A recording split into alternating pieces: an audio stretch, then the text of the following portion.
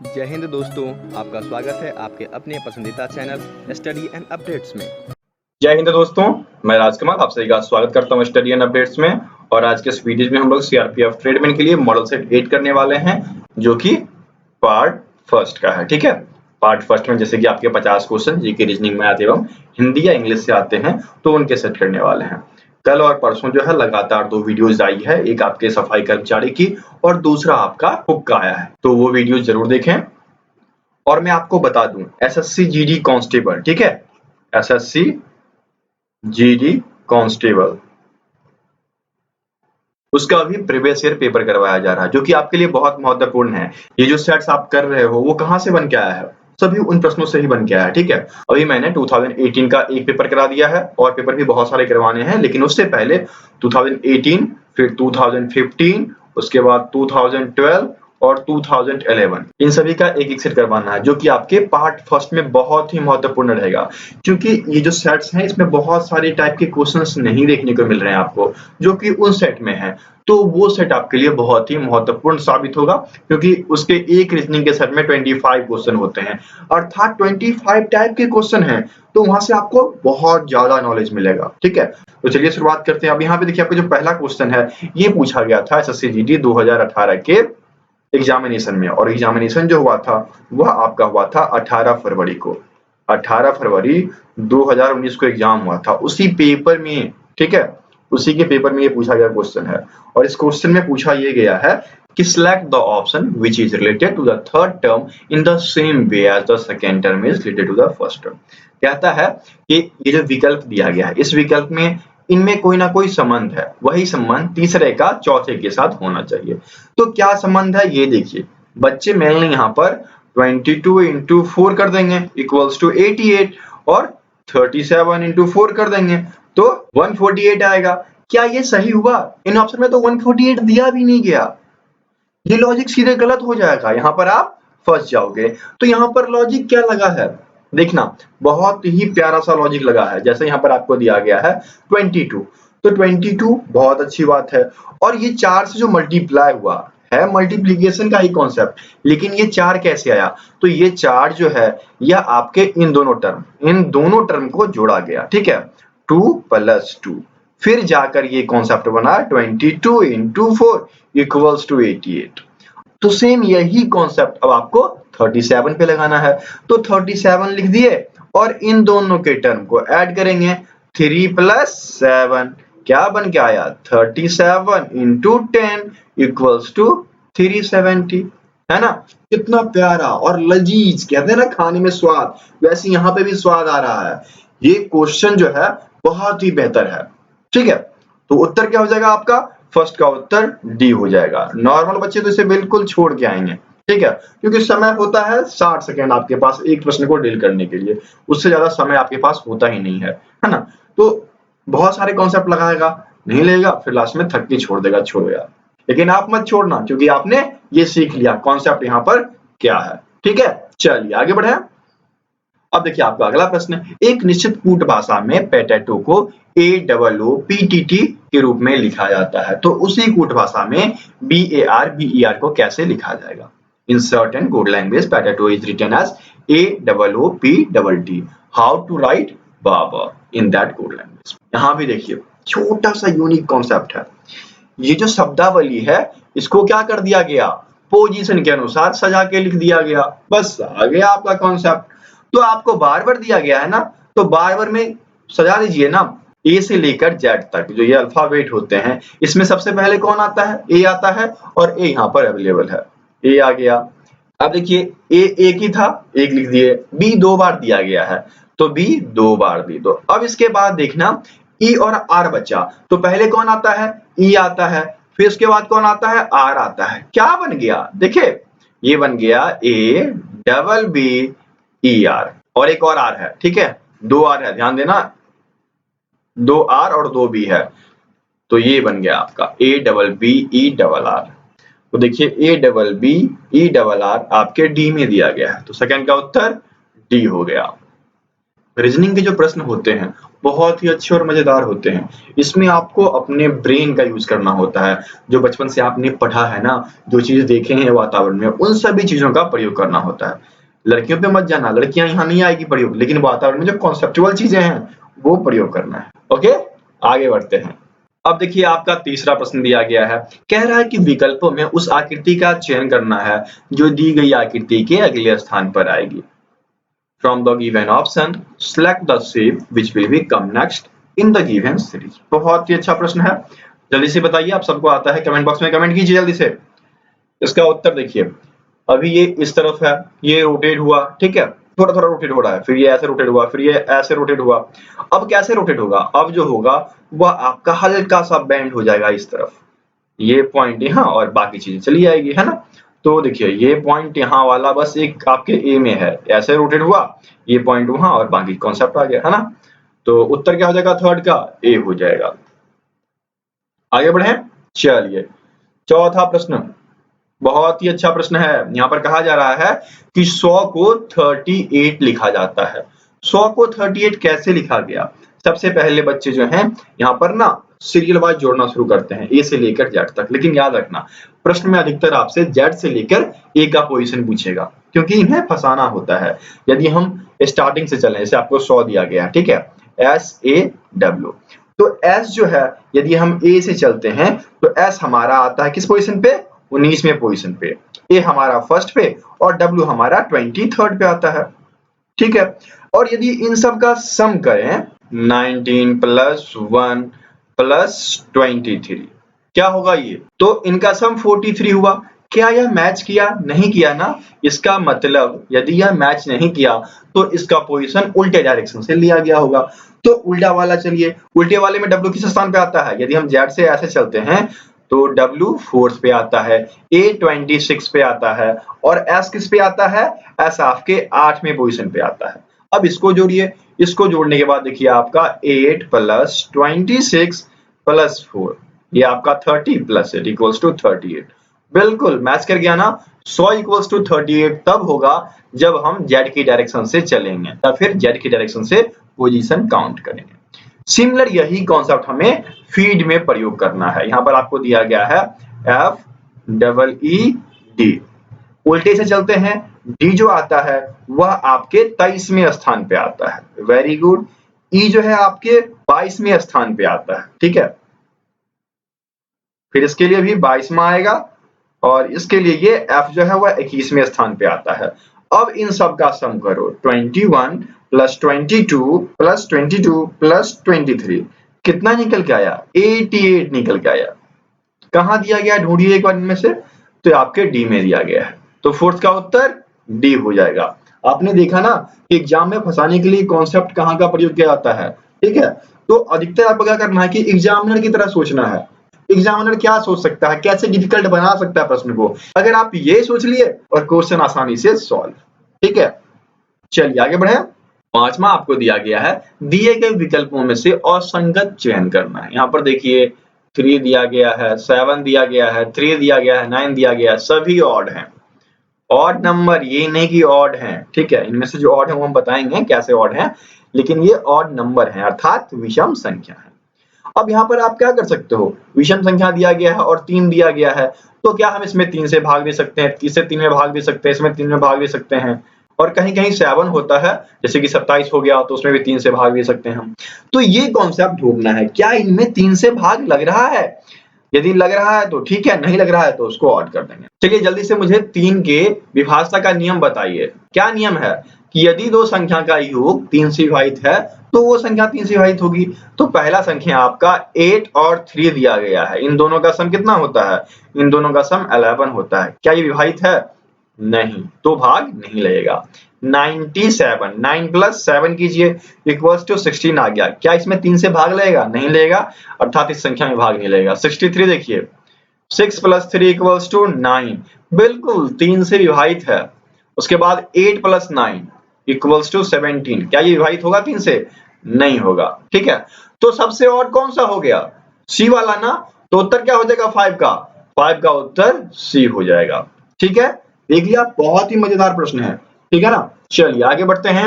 आपका छठा दिया गया है कि निम्नलिखित में से कौन सा वेन आरेख, ठीक है, वेन रेखा चित्र दिए गए वर्ग के बीच के संबंध को सही दर्शाता है। विच of the following Venn diagrams correctly depicts the relationship between a given class. यहाँ दिया गया है गेहूं, फसलें और किसान। देखिए आप क्या सोच सकते हो, यहाँ पर ओनली दो कॉन्सेप्ट बनेगा। आइदर एक तो किसान हो गया जो कि खेती करता है किस किस का, फसल का, और फसल के अंतर्गत आ गया आपका ये। आइदर आप ये कॉन्सेप्ट सोच सकते हो, ठीक है, या फिर आप दूसरा कॉन्सेप्ट सोच सकते हो कि एक फसल हो गया, उसके अंतर्गत गेहूं आ गया और किसान भाई इसकी सेवा करते हैं, ठीक है, ये कॉन्सेप्ट सोच सकते हो। इन दोनों कॉन्सेप्ट के अलावा और कोई कॉन्सेप्ट नहीं बनेगा। तो आप देखना क्या प्रश्न में ऐसा कुछ कॉन्सेप्ट है जिसमें कि दो आपस में विच्छेद हो और तीसरा उसी बीच में अलग हो, नहीं ना, ये कॉन्सेप्ट नहीं दिया गया है। तो कॉन्सेप्ट आपका ये है। तो इस कॉन्सेप्ट में देखिए ये आपका फसल हो गया, ये आपका गेहूं हो गया, और खेती कौन कर रहा है, किसान कर रहा है, ठीक है।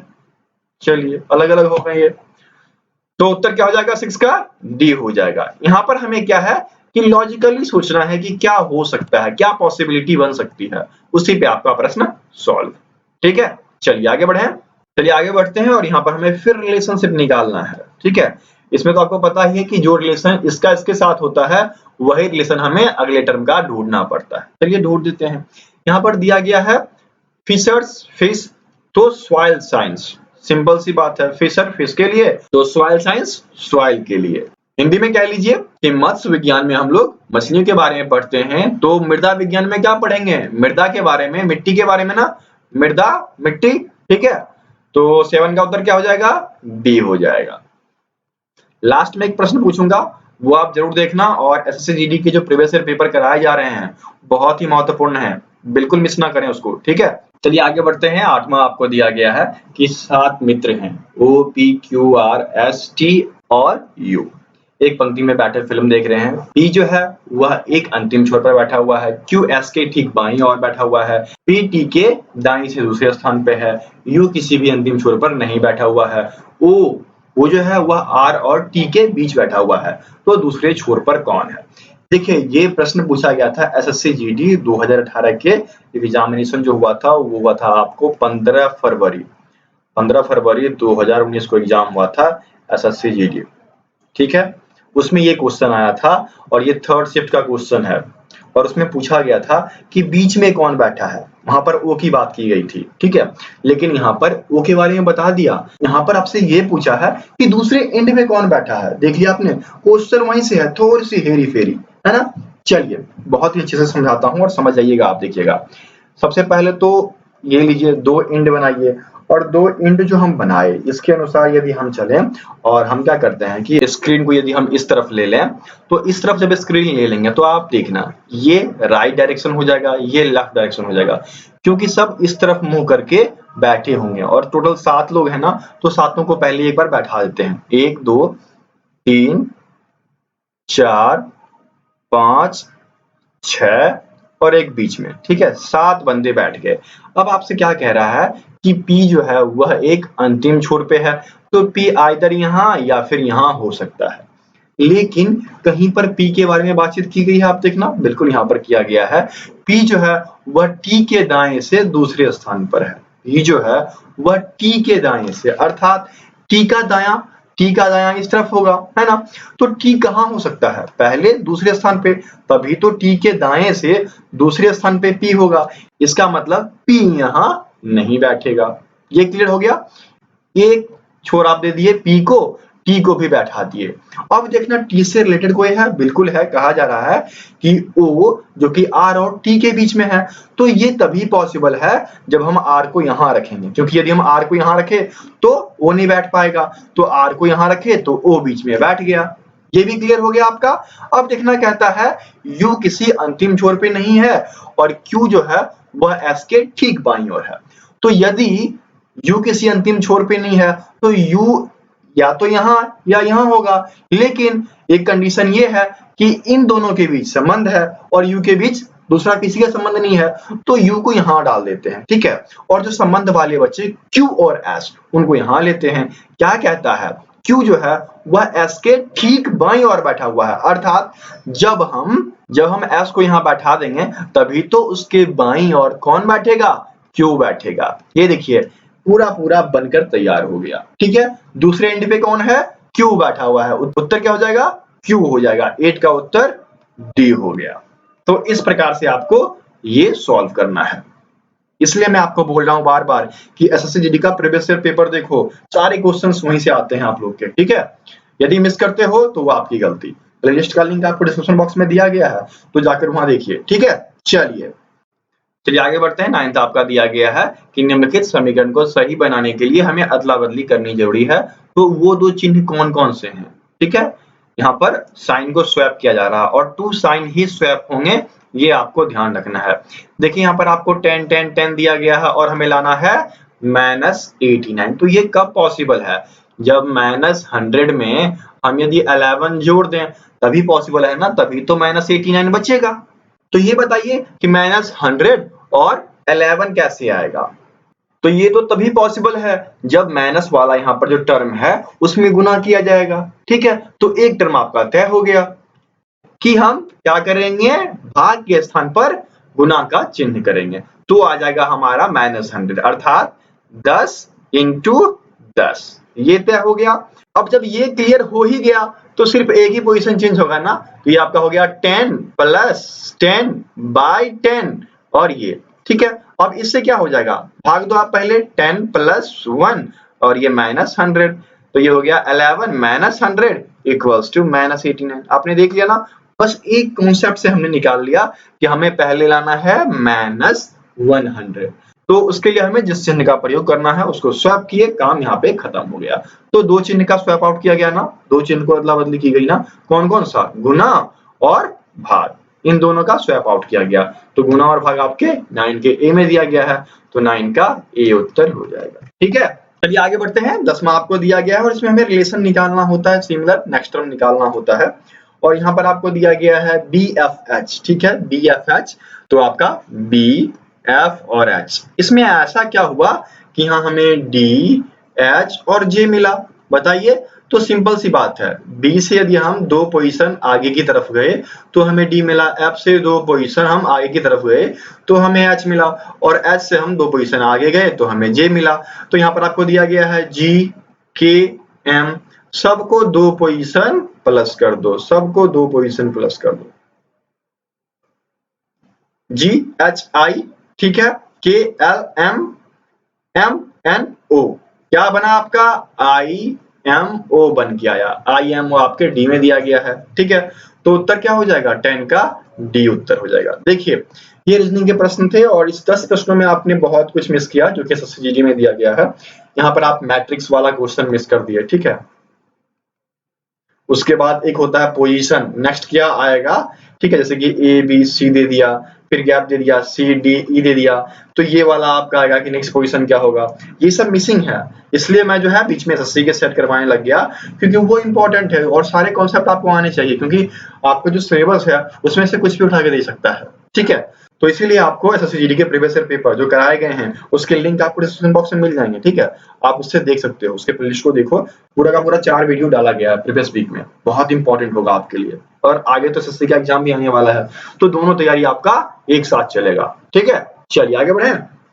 चलिए अब आपका जीके आ गया यहाँ से। ठीक है, जीके में दिया गया है कि निम्नलिखित में से किस पद पर उत्पाद शुल्क लगाया जा सकता है, अर्थात हमें क्या लगाना है, एक्साइज ड्यूटी। और एक्साइज ड्यूटी किस पे लगता है, जब वस्तु मैन्युफैक्चर्ड होता रहता है, बनता रहता है, निर्मित होता है, तो उस पे जो टैक्स लगाया जाता है वो कहलाता है आपका एक्साइज ड्यूटी। ठीक है, और जीएसटी क्या है, तो गुड्स एंड सर्विस टैक्स जो है वह मूलतः जो चीजें आप तक पहुंचाई जाती है, सेवा दिया जाता है, तो उस सेवा का शुल्क जीएसटी कहलाता है। लेकिन जब वस्तु बनता है, मैन्युफैक्चर्ड होता है, तो उस पे हम एक्साइज ड्यूटी लगाते हैं।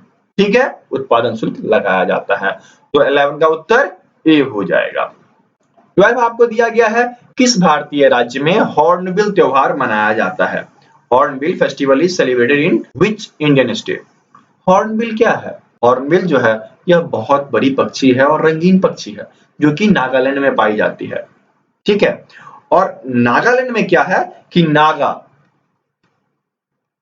नागा नामक जाति जो है वह इसको अपना संस्कृति का प्रतीक मानते हैं और इसी संस्कृति के प्रतीक के सम्मान में यह पर्व मनाया जाता है। कहाँ मनाया जाता है?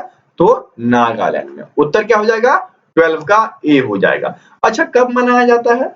1 दिसंबर से लेकर 10 दिसंबर। ठीक है, इस बार जो है वर्चुअली मनाया गया था। 1 दिसंबर से 10 दिसंबर को यह पर्व मनाया जाता है। ओके, तो 12 का उत्तर ए हो गया। आगे बढ़े। चलिए 13 आपको दिया गया है।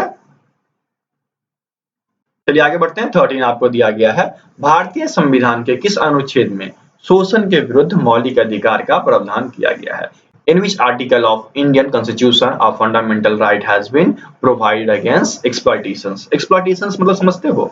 कोई आपका शोषण करता है। शोषण करना, ये शोषण किस चीज में हो सकता है? तो शोषण में जो है, जैसे कि सर्वप्रथम आपका चाइल्ड लेबर आता है। ठीक है, चाइल्ड लेबर पे रोक लगाया गया और इसके साथ साथ दूसरा क्या था कि लोगों का क्रय विक्रय, मनुष्य जो है, ह्यूमन जो है, उनका क्रय विक्रय रुके। ठीक है, लोग मनुष्यों की खरीद बिक्री रुके। ठीक है, तो उसके लिए बनाया गया था। ये दो चीजों के लिए मूलतः शोषण के विरुद्ध अधिकार बनाए गए थे, जो कि मूल अधिकार के अंतर्गत आते हैं। और ये जो है आपको आर्टिकल 23 अनुच्छेद 23-24 में वर्णित मिलेगा। ठीक है, तो उत्तर क्या हो जाएगा? 13 का डी हो जाएगा। क्या क्या था मूल? पहला था चाइल्ड लेबर। ठीक है, बच्चों को कारखाना में काम करने से रोक लगाया गया था। और दूसरा था कि मनुष्यों का खरीद बिक्री या फिर क्रय विक्रय कह लीजिए, क्रय विक्रय ना हो, इन दोनों के रोक के लिए यह आर्टिकल बनाया गया था। ठीक है, चलिए आगे बढ़े। 14 आपको दिया गया है कि निम्नलिखित में से कौन सी प्रतियोगिता भारतीय फुटबॉल से संबंधित नहीं है? Which of the following competition is not related to Indian football? देखो 7 ही कप ऐसे हैं जो कि फुटबॉल से संबंध रखते हैं। कौन कौन से? तो देखिए भैया, आपका पहला है फीफा। ठीक है, दूसरा है डुरंड, तीसरा है आपका संतोष, चौथा है आपका फेडरेशन, पांचवा आपका सुब्रोत मुखर्जी। ठीक है, सुब्रोत मुखर्जी, ये भी एक कप है। और इनका ठीक आशुतोष मुखर्जी और एक मैटर का करके कुछ है। ठीक है, तो ये 7 हैं जो कि फुटबॉल से संबंधित हैं। लेकिन यहाँ पर जो रणजी ट्रॉफी दिया गया है, ये तो भैया सबको पता है क्रिकेट से संबंधित है ना। तो उत्तर क्या जाएगा? 14 का सी हो जाएगा। इसमें सी वाला ऑप्शन जो है वह फुटबॉल से संबंधित नहीं है। ठीक है, आगे बढ़े। चलिए 15वां बहुत ही अच्छा प्रश्न और यहाँ दिया गया है कि कानी शॉल हस्तशिल्प भारत के निम्नलिखित में से किस राज्य से संबंधित है? Kani shawls handicraft belongs to which of the following state of India? देखिए, कानी शॉल जो है यह आपके जम्मू कश्मीर, ये मतलब बहुत ही पुरानी वास्तुकला के रूप में मानी जाती है। आज से 3000 ईस्वी पूर्व की बात है। ठीक है, तब से ये चली आ रही है और यह मूलतः प्रसिद्ध कब हुआ? जब मुगल इंडिया आए थे, तब जाकर यह फेमस हुआ। ओके, तो उत्तर क्या हो जाएगा आपका? सी, जम्मू कश्मीर। ठीक है, चलिए आगे बढ़े। 16 कई बार पूछा गया है, ये प्रश्न तो कई बार पूछा गया और कई सेट्स में मैंने कराया है। यहाँ पर क्या दिया है? काजीरंगा राष्ट्रीय उद्यान। तो आप जानते हो काजीरंगा नेशनल पार्क जो है वह आपके असम में है और ये जो है कुल 430 किलोमीटर स्क्वायर में फैला हुआ है। ठीक है, कब एस्टेब्लिश किया गया था, कब स्थापित किया गया था? तो 1908 में इसको स्थापित किया गया था। किसके अंतर्गत आता है? Government of India and government of Assam के अंतर्गत आता है। काफी है जानकारी। अच्छा चलो कमेंट बॉक्स में कमेंट करो कि काजीरंगा किसके लिए फेमस है, ये फेमस किसके लिए है। कई बार तो ये प्रश्न आया है और मैंने कई बार बताया है। चलो ये कमेंट करना एक बार। ठीक है, तो उत्तर क्या हो जाएगा? 16 का डी हो जाएगा। चलिए आगे बढ़ते हैं। 17वां आपका दिया गया है, भारत में करेंसी नोट किस संस्था द्वारा जारी किए जाते हैं? In India currency notes are issued by which institution?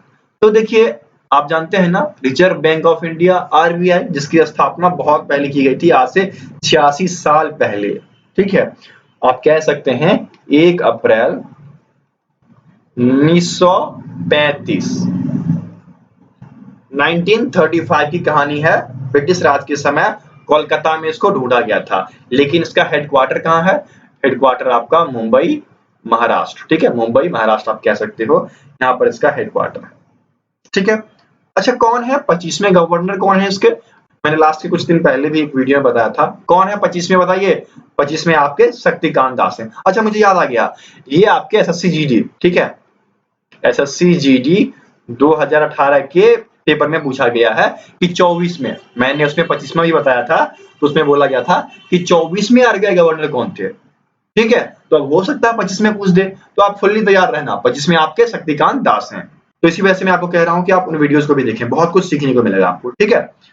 18 आपको दिया गया है, स्कर्वी रोग किस विटामिन की कमी के कारण होता है? Scurvy disease is caused due to deficiency of which vitamin? Vitamin D की कमी से रिकेट्स होता है, बच्चों में पाया जाता है, हड्डियां कमजोर हो जाती है, और ये आपको धूप से मिलता है, ठीक है। विटामिन ए की कमी से क्या होता है, बताइए।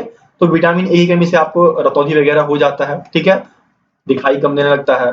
विटामिन के की वजह से बताइए, तो विटामिन के की वजह से रक्तस्राव होता है, ठीक है, या फिर ऐंठन आ गया, या फिर हेमोफीलिया हो गया, तो ये सब इसकी वजह से होता है। और विटामिन सी की वजह से, विटामिन सी की वजह से स्कर्वी हो जाता है, मसूड़े में फूलने वगैरह चली जाती है। ओके, तो उत्तर क्या हो जाएगा आपका? 18 का डी उत्तर हो जाएगा। ये भी इंपॉर्टेंट टॉपिक है, एक क्वेश्चन तो पक्का प्रत्येक एग्जामिनेशन में रहता है ना। चलिए आगे बढ़े। 19 आपको दिया गया है कि शेरशाह सूरी द्वारा जारी किया गया चांदी का सिक्का क्या कहलाता था? देखिए, कहानी है 1545 की। उस समय दो सिक्के जारी किए गए, एक चांदी के और एक आपके तांबे के, और इसका वजन था आपका 178 ग्रेन था, ठीक है, और इसका था 380 ग्रेन। अब ये क्या कहलाया? चांदी का जो सिक्का है वह क्या कहलाया? तो वह आपका रुपया कहलाया, ठीक है, और उसी समय से रुपये का प्रचार शुरू हुआ था। और ये जो तांबे का सिक्का था वह क्या कहलाया? यह कहलाया आपका दाम, ठीक है। तो उत्तर क्या हो जाएगा बताइए? चालाक हो आप लोग, जल्दी से ढूंढिए। उत्तर आपका हो जाएगा 19 का डी, रुपया, ठीक है। आगे बढ़े। 20 आपको दिया गया है, भारत के राष्ट्रपति को पद से हटाने के लिए संसद द्वारा कौन सा प्रस्ताव पारित किया जाता है? Which resolution is passed by Parliament to remove the President of India from office? देखिए, आप जानते हैं ना, महाभियोग लगाया जाता है इन सब पे। और महाभियोग किस किस पे लगाया जाता है? दो लोग पे ही लगाया जाता है, एक तो भारत के राष्ट्रपति और दूसरे भारत के सुप्रीम कोर्ट के जज, इन पे लगाया जाता है। और ये क्यों लगाया जाता है? ये तभी लगाया जा सकता है जब संविधान का उल्लंघन किया गया हो या फिर दुर्व्यवहार किया गया हो संविधान के साथ, ठीक है, तो वहां पर महाभियोग लगाया जाता है। ऐसे आप किसी पे महाभियोग नहीं लगा सकते हो, और ऐसे भी किसी पे नहीं, दो आदमी पे ही लगता है, ठीक है, सुप्रीम कोर्ट के जज या फिर राष्ट्रपति, इन पे लगता है। अच्छा, ये बताओ, ये संविधान के किस अनुच्छेद में वर्णित है? बताइए, ये संविधान के अनुच्छेद 61 में वर्णित है, ठीक है। 124 का 4, 5 और 217, इन सब में आपको इसके बारे में देखने को मिलेगा, ठीक है। तो उत्तर क्या हो जाएगा? महाभियोग, जो कि 20 के बी में दिया गया है, तो 20 का बी उत्तर हो गया। तो इस प्रकार से 1 से लेकर 20 तक के सारे प्रश्न कंप्लीट हो चुके हैं, जीके एवं रीजनिंग। अगला सेट आएगा, उसमें मैथ और हिंदी करा दिया जाएगा, और उसके बाद आपको ट्रेड के क्वेश्चन भी मिलते रहेंगे एवं एसएससी जीडी के भी क्वेश्चन मिलते रहेंगे, ठीक है। और अब बारी आती है आज के प्रश्न की। तो आज का सवाल जो कि करंट अफेयर से दिया गया है, बहुत ही बेहतर करंट अफेयर है ये। इसमें आपसे पूछा गया है, Who became the first Indian to win the Arab World Nobel Prize? Arab world Nobel prize जीतने वाले पहली भारतीय कौन बनी? एक महिला है। जल्दी से इनका नाम कमेंट कीजिए। और जैसे कि ट्रेड क्वेश्चन के लिए जैसे कि मैंने आपको 7 चीजें कराई हैं, इन 7 चीज के अलावा यदि कोई भी कॉन्सेप्ट आपके माइंड में आ रहा है जो कि मेरे से छूट रहा है, ठीक है, कोई भी कॉन्सेप्ट किस पे आप पढ़ना चाहते हो, यदि आपके माइंड में आ रहा है तो कमेंट बॉक्स में जरूर कमेंट करते रहें कि सर इसके लिए ये करवा दीजिए, तो बेहतर होगा, ठीक है। दोनों मिलकर मेहनत करेंगे तो जाकर हम अचीव कर पाएंगे, वरना फिर रह जाएगा, क्योंकि कुछ चीजें स्किप हो जाती है माइंड से, है ना। और ट्रेड का ना सिलेबस निर्धारित है ना कुछ, तो उसको अचीव करना हमें अच्छे से, ठीक है। तो कमेंट बॉक्स में सब कमेंट करते रहिए, और कमेंट करते हैं तो आपको वहां रिप्लाई भी मिलता होगा, आप देखते होंगे। तो मुझे अच्छा लगता है जब आप कमेंट करते हैं, तो लगता है कि हाँ, वीडियो सक्सेसफुल जा रही है, ठीक है। तो चलिए मिलते हैं दूसरे वीडियो में, तब तक के लिए जय हिंद।